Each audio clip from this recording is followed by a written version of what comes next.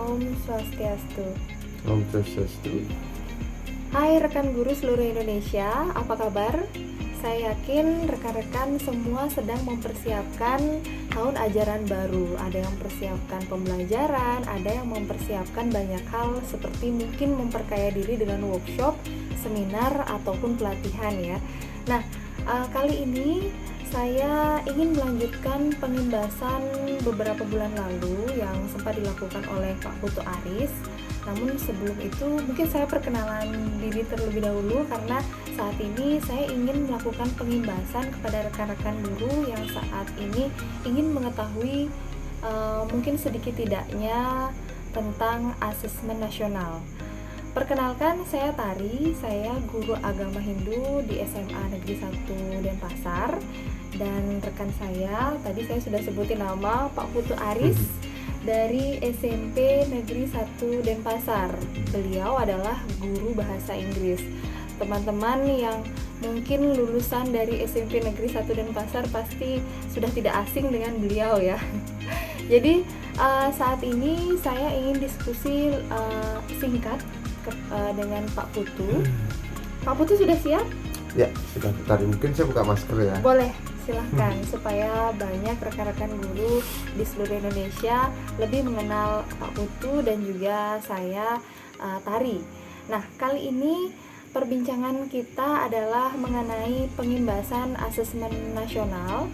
Dan sebelum lanjut ke asesmen nasional yang nanti akan saya jelaskan secara singkat ya Pak Putu ya, saya ingin bertanya terhadap Pak Putu terkait dengan ujian nasional. Kira-kira apa menurut Pak Putu sendiri, apa tujuan dari pemerintah mengadakan ujian nasional? Kalau menurut Pak Putu apa tujuannya?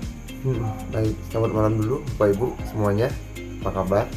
Jadi saya di SMP 1 Denpasar itu, SMP Negeri 1 Denpasar itu dari 2009 sampai sekarang, kurang lebih 11 tahun.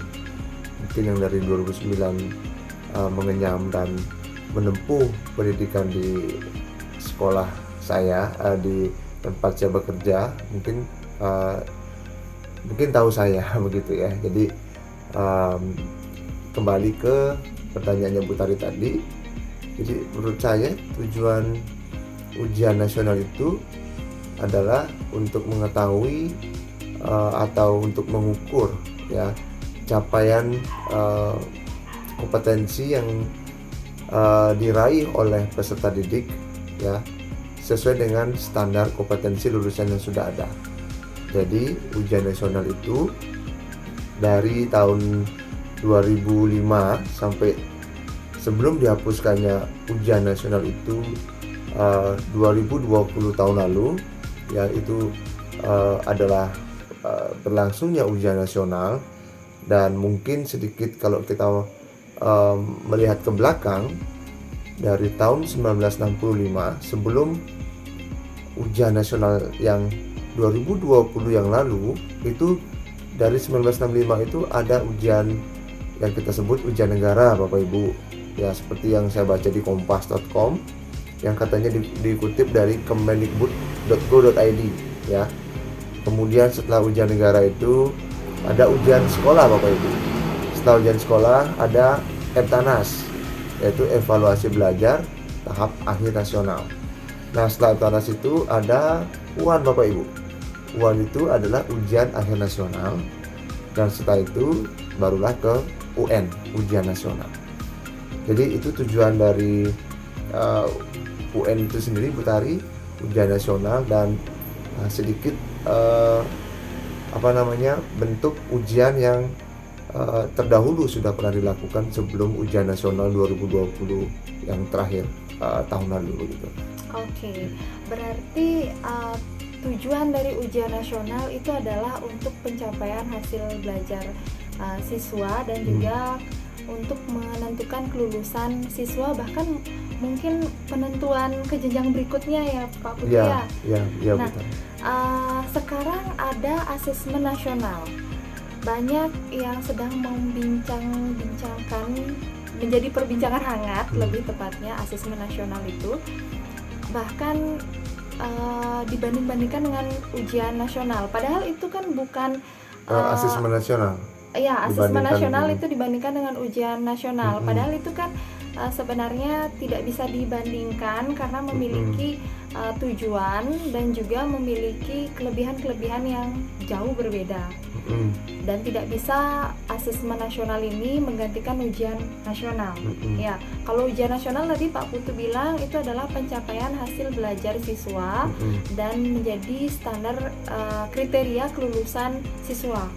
Kalau asesmen nasional ini adalah untuk mengetahui, mengevaluasi sistem pendidikan di seluruh Indonesia. Jadi sistem pendidikan di sekolah-sekolah seluruh Indonesia supaya bisa diperbaiki, terutama di bidang literasi dan juga numerasi. Nah, mungkin Pak Putu juga sempat kemarin mengikuti asesmen nasional di SIMPKB. Di sana juga sudah dijelaskan bahwa memiliki 3 bentuk asesmen nasional ini memiliki 3 bentuk pelatihan, yaitu di AKM, asesmen kompetensi minimum yang diikuti oleh siswa, di mana siswanya acak diambil. Kalau ujian nasional itu untuk seluruh siswa di sekolah dasar dan menengah, jadi menengah pertama dan juga menengah atas, semua kena. Semua ya, semua siswa. Siswa dalam dalam tahapan akhir. Jadi kalau di SD kelas 6, kemudian di SMP kelas 9 dan juga di menengah atas SMA itu kelas 12. Oke, tapi kalau di asesmen nasional sendiri itu diambil adalah di pertengahan. Jadi memang program penilaian ini diambil di jenjang-jenjang pertengahan. Seperti kalau di SD tadi ujian nasional ada di kelas 6. Kalau asesmen sendiri, asesmen nasional itu di kelas 5. Di SMP asesmen nasional diikuti oleh kelas 8 dan di SMA diikuti oleh kelas 10. Jadi di pertengahan, dan pastinya tidak semua siswa mengikuti ya. Diambil acak, sampel siswa acak oleh Dapodi. Dan di sini kemarin saya sempat diinformasikan ada 45 siswa yang akan mengikuti. Jadi 5 orang siswa itu menjadi cadangan. Itu informasi terakhir yang saya dapatkan mengenai asesmen nasional. Jadi tadi kan ada AKM. Nah, 2 lagi diantaranya ada survei karakter. Kalau kita flashback lagi, AKM, survei karakter, dan survei lingkungan belajar itu adalah bentuk dari asesmen nasional.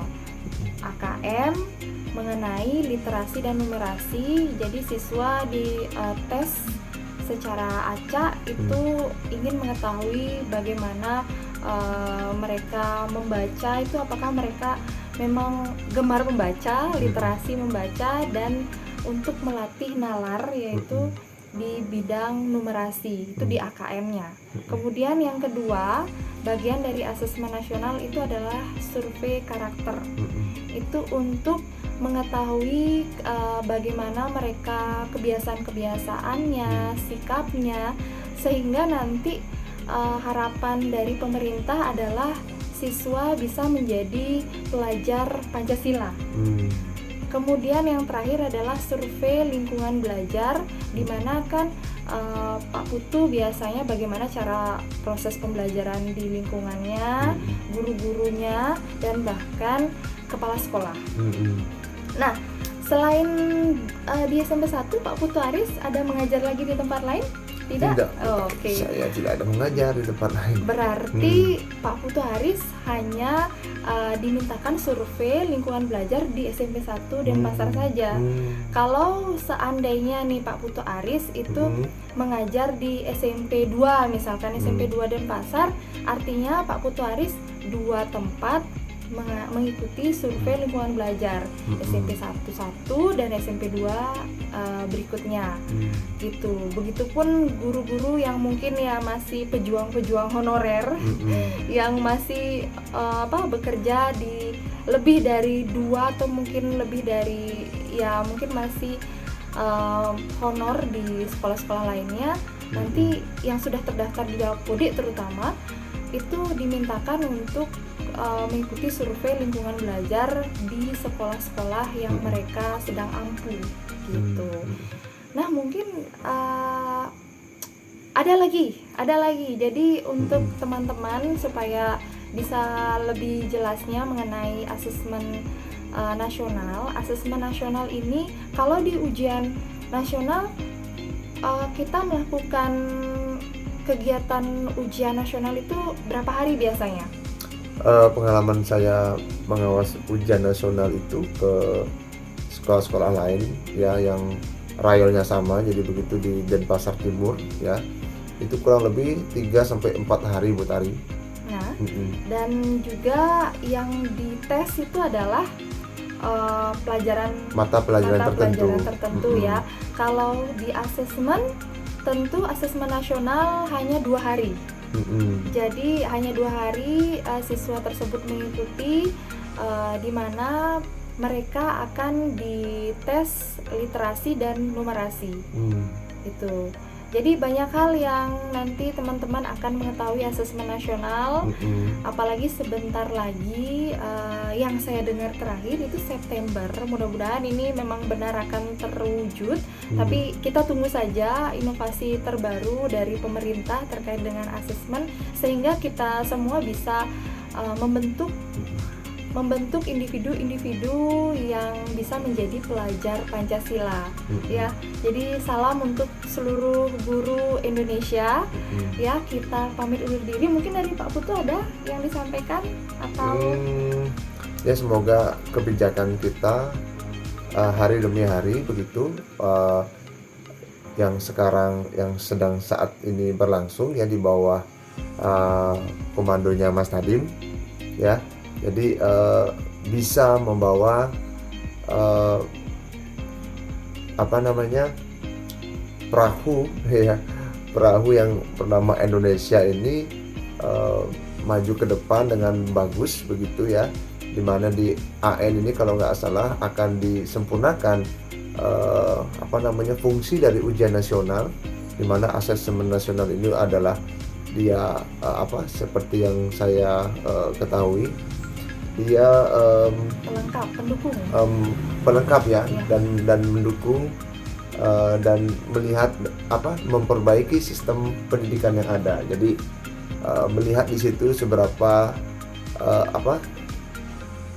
sebuah sekolah itu ada di mana dia ya. Jadi pencapaiannya ada di mana, terkategori atau berpredikat apa dari sekian predikat yang akan diberikan ya nanti di asesmen nasional itu. Ya, setelah asesmen nasional ini terwujud ya, kita tentu harus mendukung apa yang memang sudah menjadi program, terutama sekarang akan ada Merdeka Belajar.